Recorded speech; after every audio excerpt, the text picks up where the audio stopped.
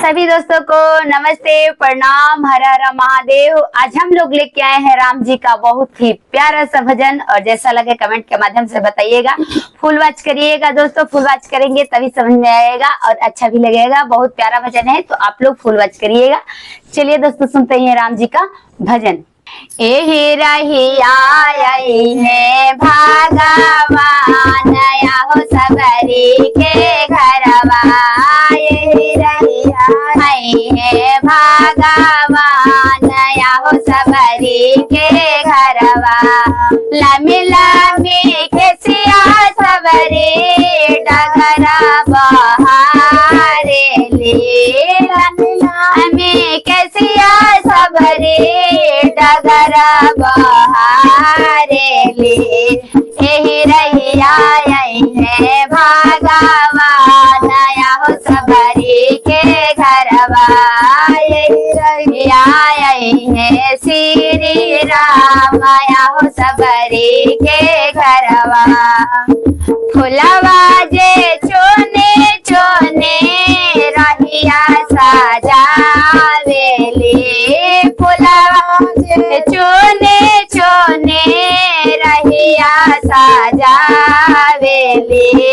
कुश के चटैया सबरे झरी झरी बिछावेली, कुश के चटैया सबरे झरी झरी बिछावेली।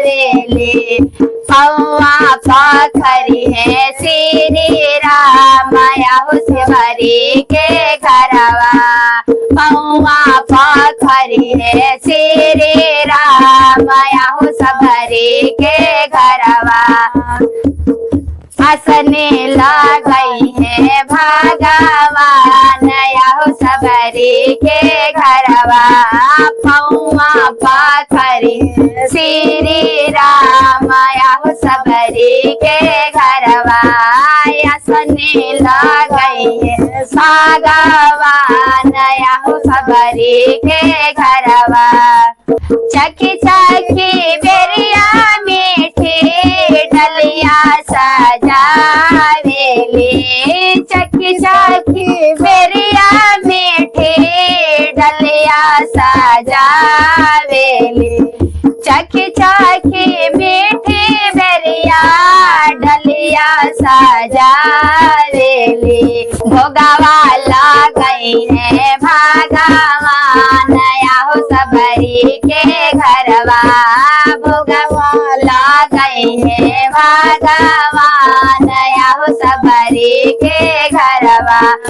एहि रहिया है भगवान हो सबरी के घरवा, एहि रहिया है भगवान हो सबरी के घरवा। एहि रहिया है श्री राम हो सबरी के घरवा। थैंक्स फॉर वॉचिंग दोस्तों।